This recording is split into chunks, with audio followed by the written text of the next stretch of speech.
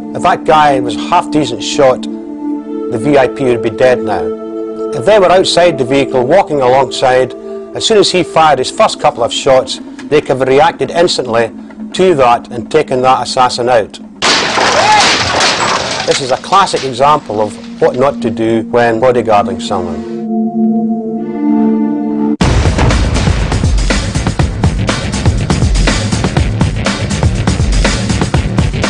As well as defensive driving, the team are all skilled in escape and evasion techniques.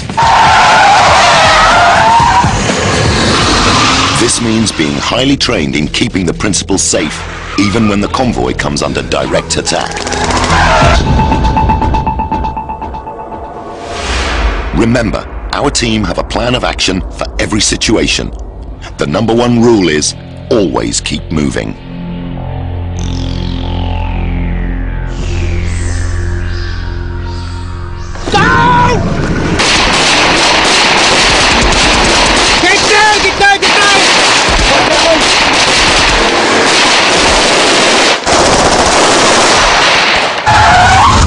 So how do the tactical procedures work?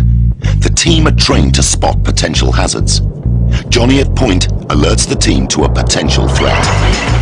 Here we're approaching a choke point, a threat area. The lead vehicle, Johnny, has spotted a vehicle parked on the left-hand side of the road. Be aware, ready to stay on our side of the road, 12 o'clock over. Charlie 2, Roger. There are also several vehicles on the right. Possible 3 up, that's Loon on the right, over. As soon as you see something like that, all the BG team will immediately start moving into a higher state of alertness. They will start getting their heavier weapons ready. Stand by, stand by. Go, go, go, go, go, go! Once the threat is apparent and there's an obvious escape route, the team's key objective is to keep moving in order to get away.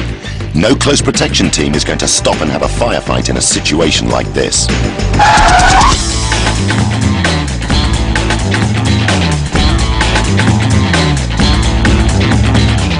When moving your VIP by vehicle, one of the most critical members of the close protection team is the driver. He must be able to react instantaneously to any threat, be it from other road users, terrorists, or hostage takers. There are a number of advanced driving techniques that all VIP protection drivers must be highly skilled in to counter a threat quickly.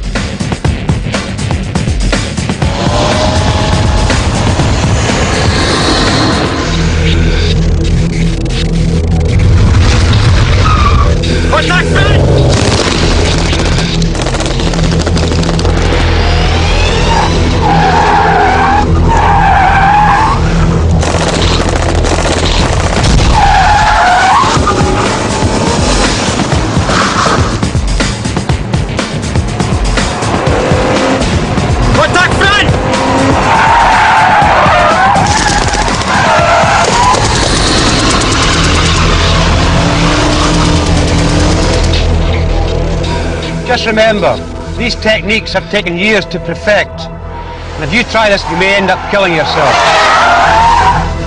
Evasive driving techniques are designed to protect the principal and allow them to escape unharmed.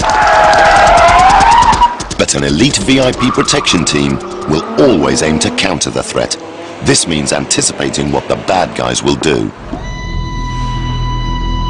A terrorist or hostage taker will attempt to keep the target under surveillance, gathering information that will help them plan their attack.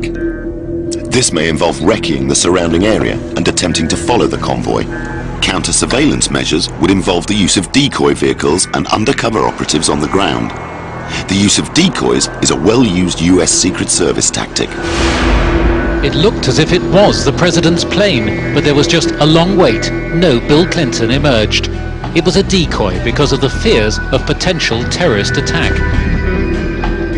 The president actually arrived later in an identical executive jet to a less public welcome. To confuse any terrorists further, his Secret Service detail bolstered the presidential cavalcade with a total of 6 armored limousines, just for the journey to the embassy.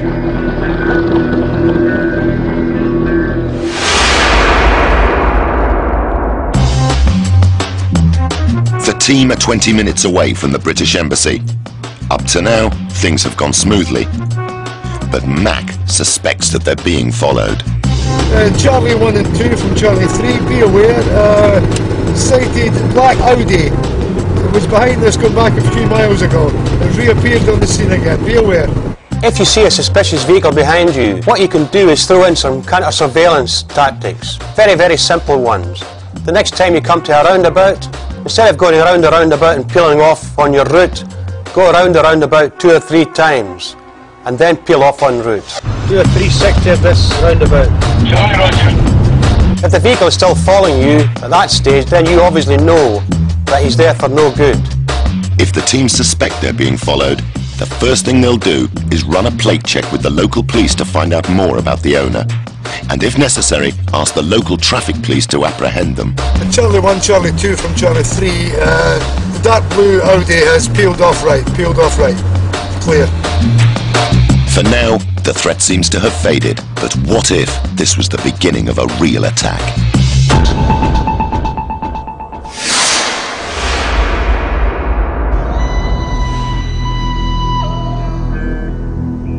We've arranged for our team to drive into a fictitious ambush to see how they react.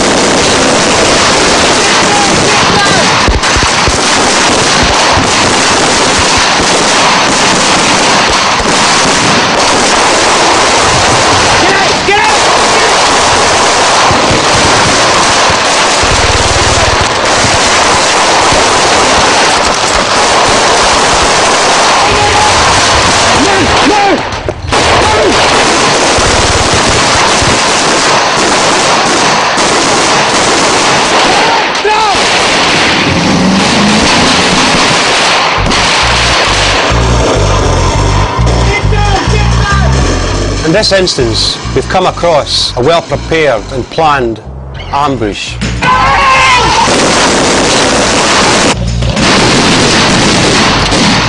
I move round the rear of the vehicle. Get out! Get out! Get out! I pull the head out and throw him to the side. I'm not interested in him. Get back!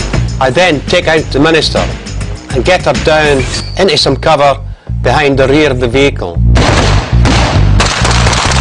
As this is happening, Mike, because in a very exposed position, picks up his HK-33, climbs through the rear of the vehicle and takes up a position at the rear of the vehicle and starts putting down maximum firepower.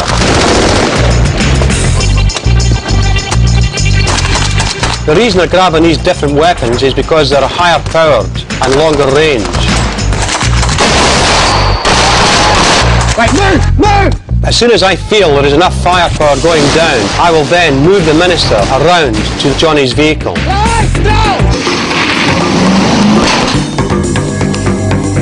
All actions on planning requires getting the minister away from the threat as quickly as possible, even if this means leaving the rest of the team committed to a firefight. This particular event hasn't happened yet, but the team will always have a plan to counter an ambush.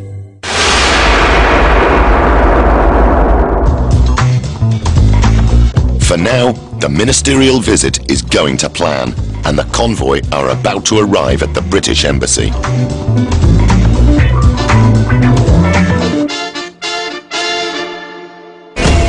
Next time on SAS Survival Secrets, we show you how the team protect Minister Long on the ground. We'll take you through the actions and the comms. Charlie 1 for Luther pickup, over. Find out what happens when the minister gets kidnapped and is taken hostage. How will she survive? Eddie and the team return in full-on counter-terrorist mode.